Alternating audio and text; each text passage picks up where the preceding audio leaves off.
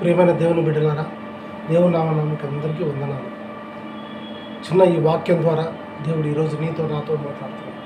అపోస్తుల కార్యము 16వ అధ్యాయము 30వ వచనం చదువుకోండి.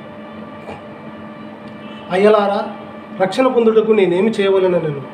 అందుకు వారు, ప్రభు అయిన యేసునందు విశ్వాసం ఉంచుము, అప్పుడు నీవును నీ ఇంటి వారును రక్షణ పొందునని చెప్పాను. దేవుడు ఈరోజు ఈ వాక్యం ద్వారా నీతో నాతో మాట్లాడుతున్నాడు. ఆయన ఏం చెప్పి ఉన్నాడు ఈ వాక్యం ద్వారా? రక్షణ పొందాలంటే మనం ఏం చేయాలి? ఆయన ఎందుకు విశ్వాసం ఉంచాలి.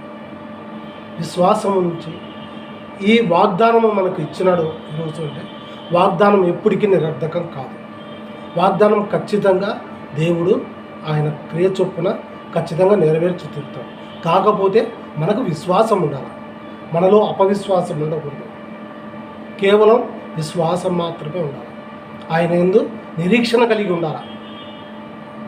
కేవలము ఆయన మన ప్రార్థన వింటాడు.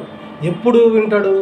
మనం ఎలుగెత్తి వాగ్దానాన్ని ఎత్తిపట్టి ప్రార్థించినప్పుడు ఖచ్చితంగా ఆయన మన ప్రార్థనను అంగీకరించి మనకు జవాబిస్తాడు. ఆయన రక్షణలోకి నీవును నీ ఇంటి వారు అందరూ రక్షణ పొందురు అని చెప్పాడు. ఎలా రక్షణ పొందరు? మారు మనసు కలగాలి. ఆయన యందు మారు మనసు కలిగి రక్షణలోకి నడవాలి. నీ పాపములన్నింటినీ ఆయన ఎదుట ఒప్పుకోవాలి. నీ పాప పరిహార్థంగా ఆయనకు నీ మనసును అర్పించాలి. అప్పుడు దేవాది దేవుడు ఆయన రక్తంతో కడిగి నిన్ను పరిశుద్ధపరిచి ఆయన రక్షణలోకి తీసుకొని నిన్ను కంటికి రెప్పలా కాచు కాపాడు. నువ్వు ఎప్పుడైతే రక్షణ పొందుతావో ఆ రోజు నుంచి ఈ క్షణం వరకు ఎప్పటికైనా సరే నిన్ను ఎవరు ఏది ఆయన వాగ్దానం ద్వారా చెప్పి ఉన్నాడు, నిన్ను ముట్టినవాడు నా కన్నుగుడ్డును ముట్టినట్లు అని చెప్పి ఉన్నాడు. కాబట్టి ఆయన మనల్ని అత్యంత కేర్గా మనల్ని ఆయన చూసుకుంటాడు. కాకపోతే మనం విశ్వాసంతో ఆయన యందు నిరీక్షణ కలిగి ప్రార్థించు వారమై ఉండాలి. పౌలు శీలలు శిరసాలలో పడినప్పుడు సంఘమంతా ప్రార్థించినప్పుడు దేవదూత దిగి వచ్చి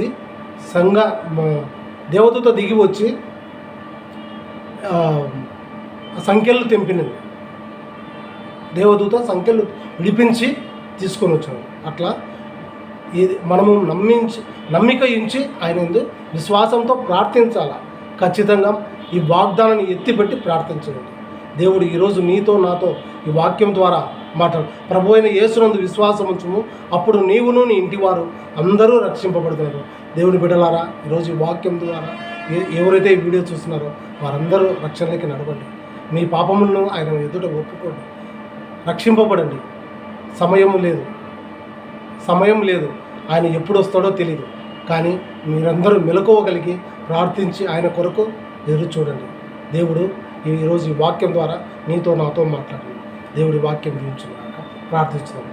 సర్వశక్తి కృపాకనికరము గల గొప్ప దేవ తండ్రి, ఈ వాక్యం వింటున్న ప్రతి ఒక్క బిడ్డను మీరు దీవించండి, ఆశీర్వదించండి. వారి పనిబాటల నిమిత్తం వచ్చుచుండగా మీరే తోడు నీడగా ఉండి కాపాడి నడిపించండి తండ్రి. వారి కుటుంబాల్లో అద్భుతాలు జరిగించండి. వాళ్ళ కుటుంబాలు రక్షింపబడాలని తండ్రి, నీ ఎదుటికి వచ్చి వారి పాపములన్నింటినీ ఒప్పుకొని మారు మనసు కలిగి నీ యందు తండ్రి విశ్వాసపత్రులుగా వారు ఉండుటకు వారికి కృపను దయచండి. నీ కృపా కాపుదల వారి మీద ఉంచండి తండ్రి. యేసయ్య, నీ పరిశుద్ధాత్మ శక్తితో వారిని నడిపించి వారి మనోనేత్రాలు వెలిగించబడలాగా దీవించి ఆశీర్వదించి కాపాడి నడిపిస్తామని వేడుకుంటున్నాం తండ్రి. వారి కుటుంబంలో ఆ తండ్రి ఏమైనాను తండ్రి అనారోగ్య సమస్యలు కానీ ఆర్థిక ఇబ్బందులు కానీ ఏమున్నాను దేవా, నజరేయుడైన యేసు నామమున వాటిని నుంచి ఆ బంధకాల నుంచి విడిపించి నీ రక్షణలోకి నడిపించమని నీకే స్తుతి ఘనత మహిమ చెల్లిస్తూ మేము అడిగి ఉన్నవని పొంది ఉన్నామని యేసు నామమున స్వతంత్రించుకుంటున్నాము తండ్రి. మన తండ్రి అయిన దేవుని ప్రియకుమారుడు యేసయ్య శాశ్వత నిత్య కృప మనకును మన కుటుంబాన్ని సార్వత్రిక సంఘం అంతటిని సదాతోడు నిత్య పరింతరం చేరే వరకు నడిపించుదు కాక. ఆమేన్. ప్రైజ్ లార్డ్ అండి.